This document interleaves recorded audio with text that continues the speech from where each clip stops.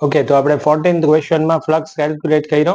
હવે 15th question પર આવ્યા આપણે. 15 માં શું કહે છે જો, what is the net flux of uniform electric field of exercise 14 through a cube of side 20 centimeter oriented so that its faces are parallel to the coordinate planes. એટલે ઈઝી ક્વેશ્ચન છે. પહેલા 14th ક્વેશ્ચન માંથી electric field લેવાની છે. તો electric field કેટલી આપી છે ભાઈ? ઇલેક્ટ્રિક ફિલ્ડ આપી છે 3 into 10 raised to 3 I cap. So your electric field is along x direction. અને આપણને શું પૂછ્યું છે? Find the net flux through a cube of side 20 centimeter oriented so that faces are parallel to the plane. એટલે coordinate plane ને parallel એક એક face આવે એવી રીતે ક્યુબ બનાવીએ. જુઓ તો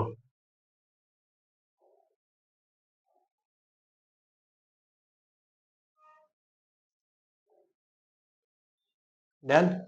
આવી રીતનો ક્યુબ છે. આ વાય છે, એક્સ એન્ડ ઝેડ ઓરિજિન. તો ઇલેક્ટ્રિક ફિલ્ડ કઈ ડાયરેક્શનમાં છે students? 3 into 10 raised to 3 I cap. I cap એટલે electric field is along positive x direction. Electric field આમ છે જો.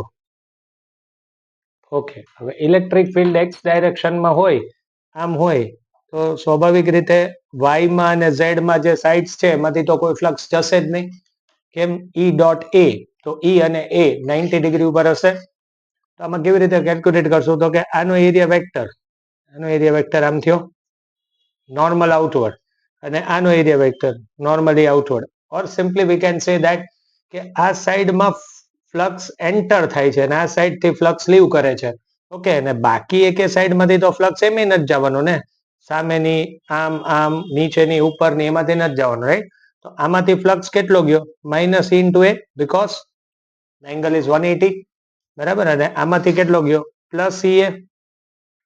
રેડી? એક સાઈડમાંથી ફ્લક્સ માઇનસ જાય છે, એક સાઈડમાંથી ફ્લક્સ પ્લસ જાય છે.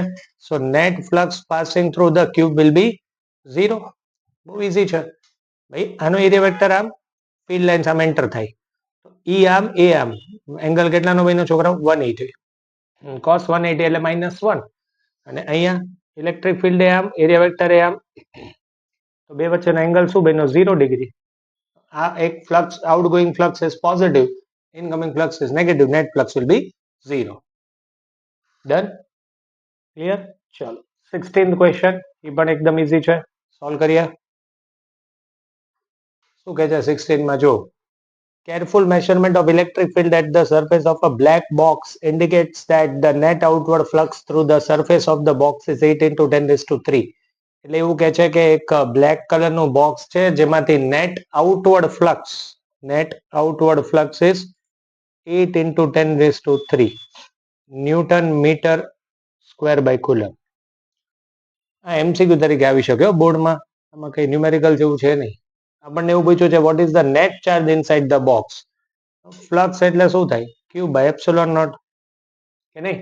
This is equals two 8 into 10 raised to 3. તો ક્યુ કેટલું થાય? 8 into 10 raised to 3 into epsilon naught, જેની વેલ્યુ છે 8.854 into 10 raised to -12. રેડી? તો આ જે કેલ્ક્યુલેશન થાય એટલો ચાર્જ છે કુલમમાં. Got it? પછી એમાં આપણને એવું પૂછ્યું છે, જો net if net outward flux through the surface of the cube were 0, could we conclude that there were no charge inside the box? Why or why not? એટલે એવું કહે છે કે એક સિમ્પલ આપણે બોક્સમાંથી જો નેટ ફ્લક્સ 0 બહાર આવતો હોય, નેટ ફ્લક્સ જો 0 બહાર આવતો હોય તો આપણે એવું કન્ક્લુડ કરી શકીએ કે અંદર ચાર્જ જ ન હોય. એવું કન્ક્લુડ કરવું બરાબર નથી ને યાર. માની લો બોક્સમાંથી નેટ ફ્લક્સ 0 આવે છે તો એનો અર્થ એવો થોડી છે ચાર્જ છે જ નહીં. ઇક્વલ અપોઝિટ ચાર્જ હોય તોય તે નેટ ચાર્જ 0 થઈ જાય ને ભાઈ. ડાયપોલ નું એક્ઝામ્પલ લો, ડાયપોલ એટલે -q + q. Got it? તો બોક્સની આ બોક્સ છે, તો બોક્સની અંદર ચાર્જ છે તો ખરી જ ને આર્યા. એ તો ઇક્વલ અને ઓપોઝિટ છે એટલે sigma or net charge will be equals to 0, તોય નેટ ફ્લક્સ 0 થાય. એટલે એવું જરૂરી નથી કે ફ્લક્સ 0 હોય તો નેટ ચાર્જ 0 જ હોય. મતલબ ફ્લક્સ 0 હોય તો અંદર કોઈ ચાર્જ હોય જ નહીં, એવું બી બને. અંદર ઇક્વલ અને ઓપોઝિટ ચાર્જ હોય તો નેટ ચાર્જ 0 થાય. ચલો done. Okay okay. Now 17th question. તો 17th ક્વેશ્ચનમાં શું કહે છે? A point charge of 10 microcoulomb is at a distance of 5 centimeter directly above the center of a square. એટલે આવી રીતે એક સ્ક્વેર આપ્યું છે.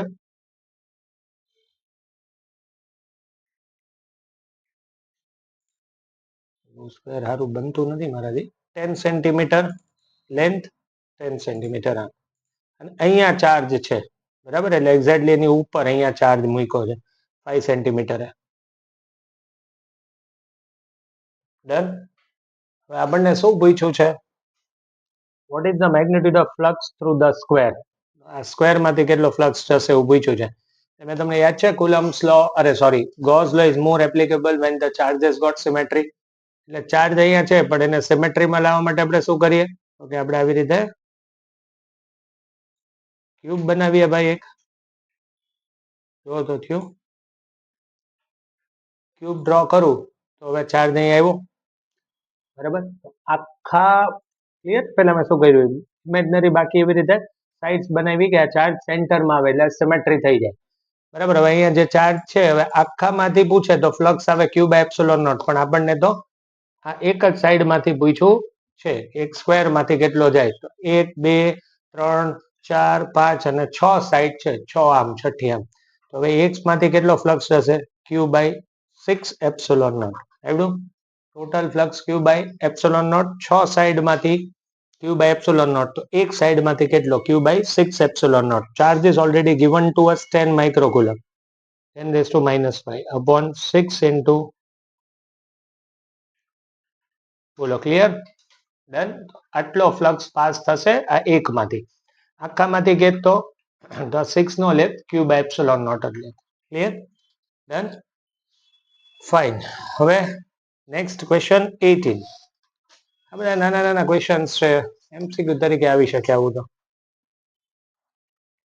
Okay, point charge of 2 microcoulomb is at the center of the cubic surface 9 centimeter on edge.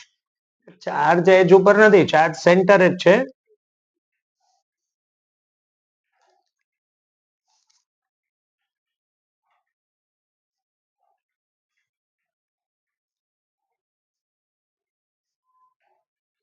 Charge છોકરાઓ centre જ છે, બરાબર? એ તો એની એજ ની લેન્થ આપી છે 9 centimetre. What is the net flux through the surface? એટલે બેસિકલી આપણને આમાંથી કેટલો ફ્લક્સ જાય છે એ પૂછ્યું છે. Flux is q by epsilon naught. Q કેટલું આપ્યું છે? 2 10 raised to -6 epsilon naught 8.854 into 10 raised to, એટલે ક્યુબ છે જે 9 સેન્ટીમીટર લેન્થમાં છે, એની એજની લેન્થ 9 છે, ચાર્જ સેન્ટરમાં મૂકેલો છે. તો ચાર્જ સેન્ટરમાં મૂક્યો હોય તો ટોટલ ફ્લક્સ કેટલો જાય? તો કે ક્યુ બાય એપ્સિલોન નોટ. ક્લિયર? ચાલો 19. એનું છેલ્લે તમને કહી દઈશ કે કયા ક્વેશ્ચન ન્યુમેરિકલમાં આવશે અને કયા ક્વેશ્ચન્સ એમસીક્યુ તરીકે બોર્ડ પૂછશે. શું કહે છે? Point charge causes and flux of -1 into 10 raised to 3 to pass through a spherical Gaussian surface 10 centimeter radius centered on the charge. એટલે એક Gaussian surface છે, આની રેડિયસ છોકરાઓ કેટલી છે? 10 સેન્ટીમીટર. ઓકે, અને સેન્ટર ઉપર ચાર્જ મૂક્યો છે. કેટલો ચાર્જ છે નથી ખબર, પણ ઈ ચાર્જ ના લીધે કેટલો ફ્લક્સ બને છે? -1 into 10 raised to 3. એટલે ચાર્જ will be નેગેટિવ. કેટલો ફ્લક્સ નીકળે છે 10 સેન્ટીમીટર રેડિયસ માંથી? -1 into 10 raised to 3. આટલો ફ્લક્સ નીકળે છે. હવે એવું કે છે કે if the radius of the Gaussian surface were doubled, how much flux would pass through the surface? તો ભાઈ આપણે જોયું હતું કે જ્યારે કોઈ ચાર્જ કોઈ સરફેસ યા કોઈ 3D ની અંદર હશે ત્યારે net flux is sigma q enclosed by epsilon naught, right? તો આમાં ક્યાં રેડિયસ પર ડિપેન્ડન્સી છે જ નહીં, તો રેડિયસ ડબલ કરો કે અડધી કરો, ફ્લક્સ એટલો જ રહેશે. એટલે અહીંયા લખી લેવાનું, flux will remain same as it does not depend on radius or dimensions, બરાબર? એટલે ક્લિયર? રેડિયસ ડબલ કરો કે રેડિયસ અડધી કરો, ફ્લક્સ એટલો જ પસાર થશે. ક્લોઝ સરફેસમાં ચાર્જ મૂક્યો હોય તો એ ચાર્જ ના લીધે જે ફ્લક્સ બને એ ફ્લક્સ એરિયા પર ડિપેન્ડ કરતો ડન. ચાલો 20. કન્ડક્ટિંગ સ્ફિયર મેં શું કીધું હતું કે સ્પેરિકલ શેલ અને કન્ડક્ટિંગ સ્ફિયર બધાની ઇલેક્ટ્રિક ફિલ્ડ ઇક્વલ જ હોય. Conducting sphere of radius 10 centimetre A conducting sphere છે, બરાબર. આની રેડિયસ આપી છે તમને 10 centimetre. Okay, it has N unknown charge. Sphere ઉપર કોઈ અનનોન ચાર્જ છે. If electric field is 20 centimeter, electric field 20 centimeter from the center is given 1.5 into 10 raised to 3 and it points radially inward. Radially inward કોની હોય? Negative charge ની. એટલે આના ઉપર કયો ચાર્જ હશે? નેગેટિવ ચાર્જ હશે. અને ક્યાં ઇલેક્ટ્રિક ફિલ્ડ કે છે? 20 સેન્ટીમીટર. 20 સેન્ટીમીટર એટલે the point is outside ને? Outside, yes. Then what is the net charge? Okay, તો પહેલા તો અહીંયા હું ગૌસિયન સરફેસ બનાવું તો બધો ચાર્જ અંદર એન્ક્લોઝ થયો જ છે ને. અને આપણે આની થિયરીમાં પણ જોયું હતું શું કે કોઈ કન્ડક્ટિંગ સ્ફિયરમાં બાર ઇલેક્ટ્રિક ફિલ્ડ કેટલી મળશે? As if a point charge is concentrated at the centre. કીધું તું કે નહીં? રાઈટ. અને મસ્ત રીતે જો આ 20 સેન્ટીમીટર ની એક ગૌસિયન સરફેસ હું બનાવું, ગૌસિયન સરફેસ બનાવું તો ઈ ગૌસિયન સરફેસ ની અંદર ચાર્જ લાઈ કરે છે ને. અને કેટલો ચાર્જ લાઈ કરે છે? તો કે બધો ચાર્જ લાઈ કરે છે. ડન. તો electric field is equals two શું લખાશે ભાઈ? ઇલેક્ટ્રિક ફિલ્ડ વિલ બી કે ક્યુ બાય આર સ્ક્વેર. જો કદાચ છોકરાઓ સમજો આ તમને આ ક્વેશ્ચન બોર્ડ માન લો 3 માર્ક્સમાં પૂછે ને તો તમારે આવી રીતે સ્ટાર્ટ કરવું પડે. ઓલું આપણે થિયરીમાં આપ્યું છે ને derivation for r greater than r, આવી રીતે flux E dot dA is equals to q enclose by epsilon naught. અહીંયાથી સ્ટાર્ટ કરીને ઇલેક્ટ્રિક ફિલ્ડની આ ફોર્મ્યુલા પ્રૂવ કરવાની. ડન. અગર 3 માર્ક્સમાં ક્વેશ્ચન મૂકે તો ડન. અહીંયાથી આવી રીતે E d A cos 0 equals to કેટલો ચાર્જ એન્ક્લોઝ છે upon epsilon naught E bar d નું ઇન્ટિગ્રેશન એ 4 by r square equals to q by epsilon naught E is equals to Q by 4 pi epsilon naught into R square. Clear? તો K Q by R square થયું. Substitute the value. K Q by R square. હવે electric field તમને આપી છે R એટલે 20 centimetre જોઈ છે. K ખબર છે તો તમને Q મળી જશે. રેડી? હવે આપણે એને એવું કીધું છે ને કે ઇટ પોઇન્ટ્સ રેડિયલી ઇનવર્ડ. એટલે ખરેખર જે ચાર્જ હોવો જોઈએ એ ચાર્જ કેવો હોવો જોઈએ? નેગેટિવ ચાર્જ હોવો જોઈએ. રેડી? એટલે Q નો આન્સર જે આવશે તમે શું લખશો? નેગેટિવ. કેમ? ઇલેક્ટ્રિક ફિલ્ડ રેડિયલી ઇનવર્ડ છે ને એવું ક્વેશ્ચનમાં આપ્યું છે. રેડિયલી ઇનવર્ડ કોની હોય? નેગેટિવ ચાર્જ ની રેડિયલી ઇનવર્ડ હોય. બોલો ક્લિયર? ડન. ઓકે, ચલો 21. Uniformly charge conducting sphere. Uniformly charged conducting sphere of diameter 2.4 has a surface charge density 80. Find the charge on the sphere and flux leaving the sphere. અરે એ થયું યાર. આ શું છે? Conducting sphere. Diameter કેટલું છે? 2.4. એટલે રેડિયસ કેટલી થઈ? 1.2 મીટરની રેડિયસ થઈ. યસ. હવે શું કે છે? It has a charge density એટલે સિગ્મા તમને આપેલું છે. કેટલું આપ્યું છે સિગ્મા છોકરાઓ? 80 માઇક્રોકુલમ એટલે 80 into 10 - 6 કુલમ પર મીટર સ્ક્વેર. સિગ્મા આપેલું છે. ચાર્જ ગોતવાનો છે.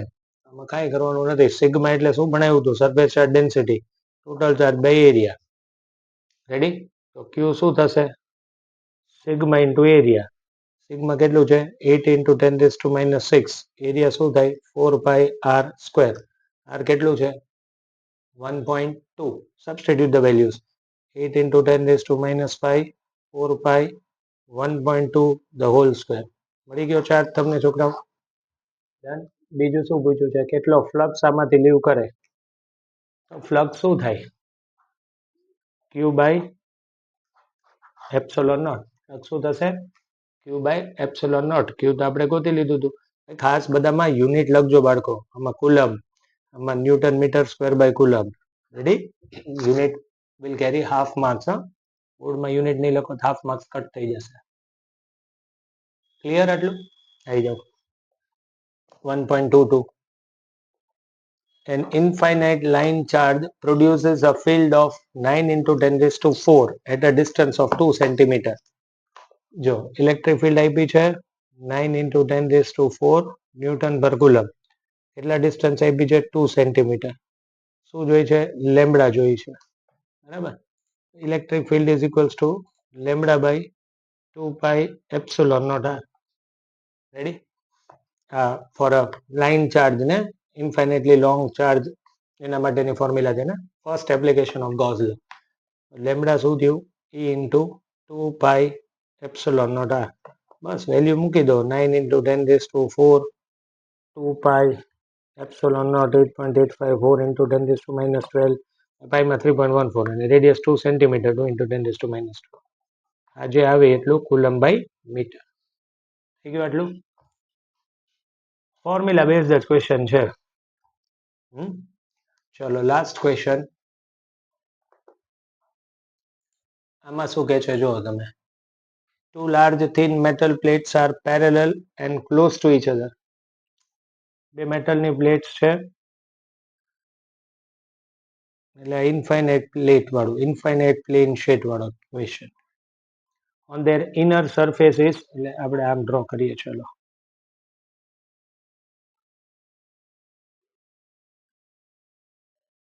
okay, on their inner surfaces the plates have charge density of opposite sign and magnitude 17 into 10⁻22. એટલે અહીંયા પ્લસ આપ્યું છે, અહીંયા માઇનસ છે, મેગ્નિટ્યુડ ઇક્વલ છે એટલે સિગ્મા ની વેલ્યુ ઇક્વલ છે. સિગ્મા કેટલું આપ્યું છે ભાઈ? કે 17 into 10⁻22.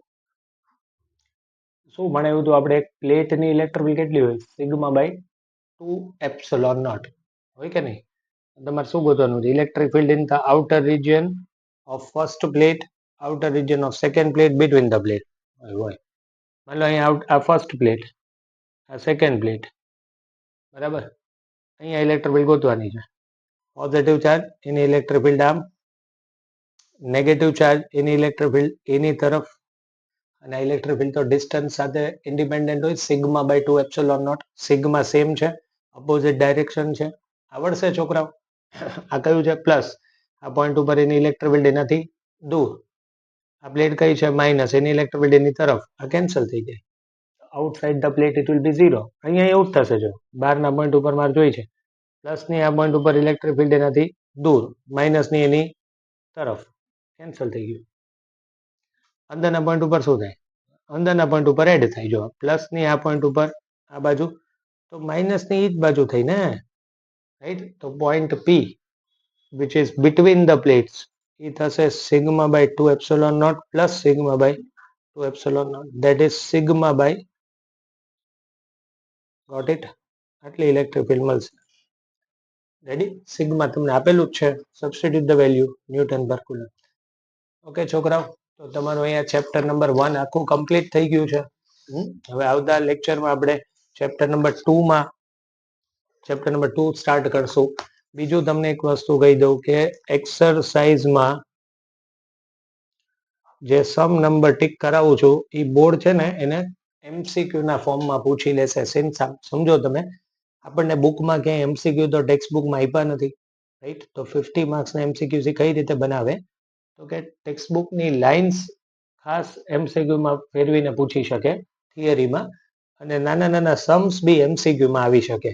જેમ કે તમારી એક્સરસાઇઝમાં તમને હું કહું 1.1 છે, 1.3 છે, જો તમને લખી દઉં સમ નંબર 1.1, ઓકે, ઇવન 1.2 નો પહેલો પાર્ટ બી એમસીક્યુમાં આવી શકે, 1.3 આવી શકે પહેલો પાર્ટ, બરાબર. પછી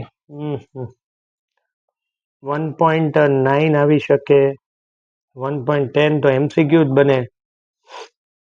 ઓકે, પછી 17, 18, 19, 17, 18, 19. ઓકે, એટલે એ શું કરે છે ખબર છે? બે પાર્ટ હોય ને તો એક પાર્ટ એમસીક્યુમાં મૂકી દે, એવી રીતે. મને ખાસ તમારે કરવું પડશે. મને તો આમાં કઈ બહુ લાગતું નથી. 20, 21 બી, 22 તો એમને ગુજકેટમાં પૂછ્યો તો, આ ક્વેશ્ચન તો ગુજકેટમાં પૂછ્યો તો, પણ એક્ઝેક્ટલી આવી રીતે નહીં, પણ આવું કીધું હતું કે ઇલેક્ટ્રિક ફિલ્ડ 9 into 10⁴ છે 2 સેન્ટીમીટર ઉપર, તો 3 સેન્ટીમીટર કેટલી? આવું પૂછ્યું હતું. ડન?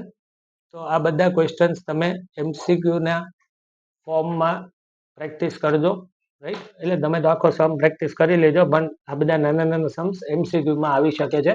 એટલે આખો સમ રીડ કરો, વેલ્યુઝ જોવી અને પછી જ સોલ્વ કરવું, રાઈટ? આગળ થિયરીમાં અમુક ટેક્સ્ટબુકની લાઇન્સ બી છે, જે આઈ થિંક મેં વચ્ચે વચ્ચે ટીક કરાવી હતી, પણ કોઈ ઇશ્યુ નથી.